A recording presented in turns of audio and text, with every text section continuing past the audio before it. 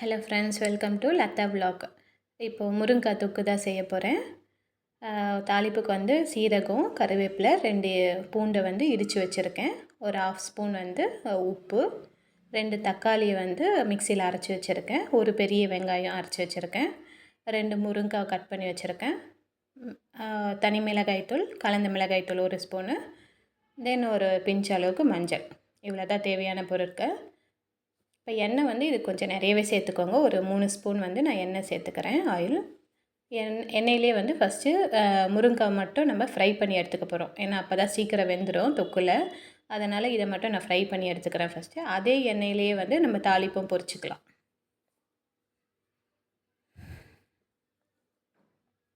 இது நல்லாயிருக்கும் ரசத்துக்கு. இந்த மாதிரி வந்து ஒரு நான்வெஜ் டிஷ் மாதிரி நல்லா டேஸ்ட்டாக இருக்கும் இந்த டைமில். ஸோ ஆல்ரெடி நம்ம சேனலில் வந்து ஒரு முருங்கைக்காய் தொக்கு நான் போட்டிருக்கேன். அது ஒரு மெத்தடு, இது வந்து இன்னொரு மெத்தடு. இதையும் செஞ்சு பாருங்கள், நல்லாயிருக்கும்.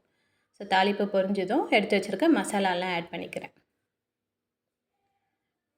மசாலா பாருங்கள், அந்த கலர் சேஞ்ச் ஆகிடுச்சு பாருங்கள், நல்லா வதங்கிட்டு. இப்போ இந்த டைமில் வந்து வெங்காயத்தை நான் ஆட் பண்ணிக்கிறேன்.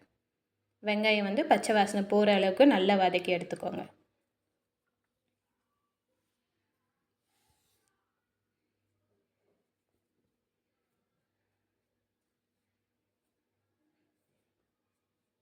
வெங்காயம் நல்லா வெந்துச்சு பாருங்கள், இந்த எண்ணெய் தனியாக தெரியும். ஸோ அந்த இதுக்கப்புறம் தான் நம்ம தக்காளியை ஆட் பண்ண போகிறோம். உப்பு கொஞ்சம் ஆட் பண்ணிக்கிறேன். இது முன்னாடியே நான் ஆட் பண்ணிட்டேன் சால்ட்டு. வெங்காயம் போட்ட உடனே உப்பு கொஞ்சம் இது பண்ணிக்கோங்க. அதுக்கப்புறம் தக்காளி ஆட் பண்ணிக்க போகிறேன்.